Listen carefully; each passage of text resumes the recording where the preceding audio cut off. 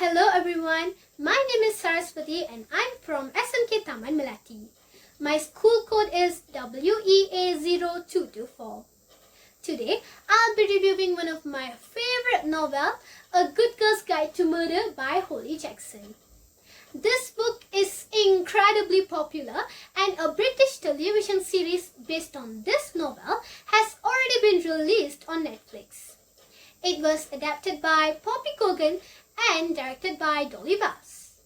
The author of this book, Holly Jackson, is a British writer known for her young adult mystery novels. This novel is one of her bestsellers.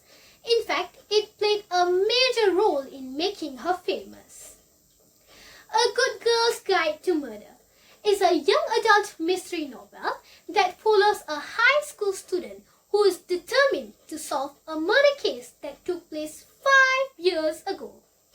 The story revolves around a high school couple, a girl and her boyfriend. One day, the girl suddenly disappears. Everyone starts to assume that the girl is dead, though her body was never found. A few days after the girl was declared dead, her boyfriend commits suicide.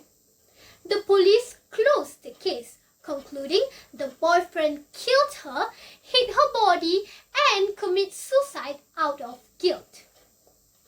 5 years later, Pippa, the protagonist of this novel, who attends the same high school as the victim and her boyfriend, decides to reinvestigate this case for her school project.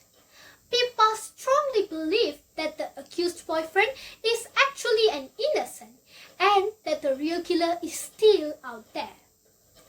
As she digs deeper, she uncovers new evidence and interviews witnesses, including the victim's friends and families, the accused boyfriend's friends and families, and even the detective who worked on this case. Despite being known as the nerd, Pippa is fearless in finding her pursuit of the truth. However, as she gets closer to uncover what really happened, she starts getting threats from someone who really wants to keep the truth hidden.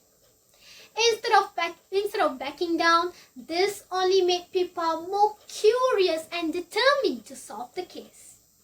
This book keeps readers engaged, making them feel like they are actively solving a murder mystery by themselves.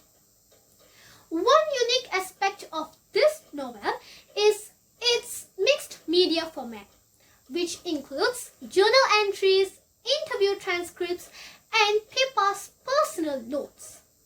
It makes the reading experience even more immersive and exciting. I have read many murder mystery novels, but this one truly captivated me because it explores the vulnerabilities of young minds and how they can be influenced by external forces. At some point, Pippa even started to suspect that the victim might still be alive, adding an extra layer of suspense and confusion, making the readers even more curious to find out the truth. This book consists of 48 chapters, with each chapter pointing out a new suspect. It has a total of 432 pages and it is also quite affordable at 46 ringgit and 90 cents.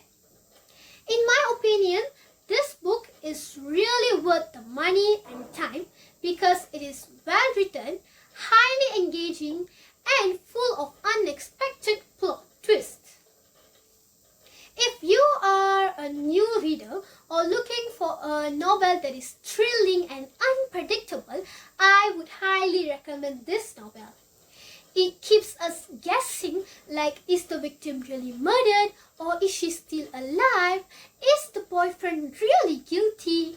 Who is the real killer? The suspense is gripping and the twist will keep you hooked up until the very last page. Reading A Good Girl's Guide to Murder actually reminds me why I love reading books so much. A well-written story doesn't just entertain us. It makes us think, question us, and even feel like we are a part of the journey. This book really does that.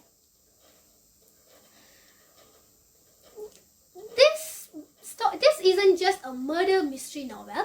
It is a story about persistence, courage, and the consequences of seeking out the truth. If you haven't read this book yet, you must give it a try. This book is really worth your time. That brings me to the end of my book review. Thank you for listening.